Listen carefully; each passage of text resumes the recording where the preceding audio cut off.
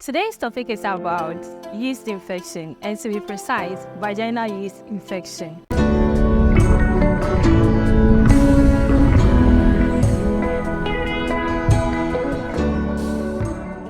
Hello, my name is Patience Osabite, and I'm a midwife here in Science City Medical Center. Today's topic is about yeast infection, and to be precise, vaginal yeast infection. When we say vaginal yeast infection, it's simply an overgrowth of a fungus candida. This candida can be found on our bodies and even in our digestive tracts and in our vagina. So when we say vaginal yeast infection, it's simply an overgrowth of this candida, which can be found almost everywhere on our body. So when it is balanced, there is no problem. However, when there is an imbalance, that is where there's a problem. There's this bacteria called lactobacillus, which keeps this fungus in check. So whenever you do certain things to our cells, either the skin or even in our vagina, it causes the growth of these fungus. Factors that can influence this growth are 1. Unnecessary use of antibiotics. 2. When you wear wet clothing for a very long time, it can also lead to vaginal yeast infection. Pregnancy can also make you prone to vaginal yeast infection, as well as hormonal pills that we take. Once you are a woman and you have a vagina, know that you are prone to this vaginal yeast infection. So let's look at some of the signs and symptoms of vaginal yeast infection. 1, you feel this itchiness in your vagina. Secondly, you will see the redness over there, and also there's a change in the consistency of your vaginal discharge. There can be rashes also there.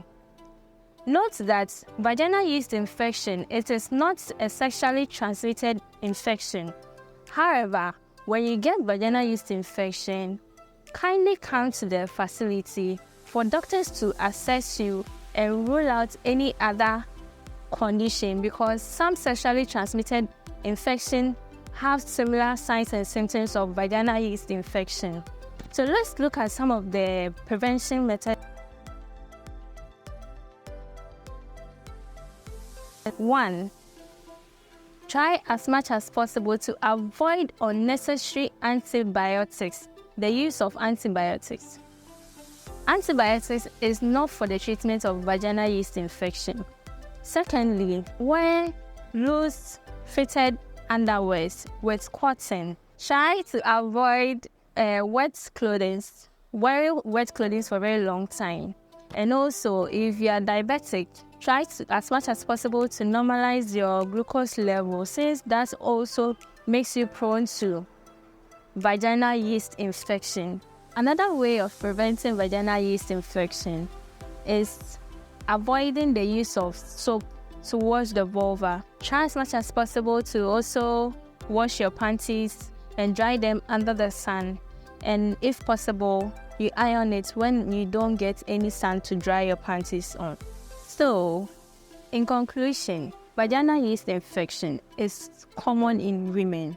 Hence, when you see any signs and symptoms of what I have said, as in itching, burning sensation, or redness, or there's a change in the consistency of your discharge, kindly go to the nearest facility for them to have a check for you, being it vaginal yeast infection or any other infection.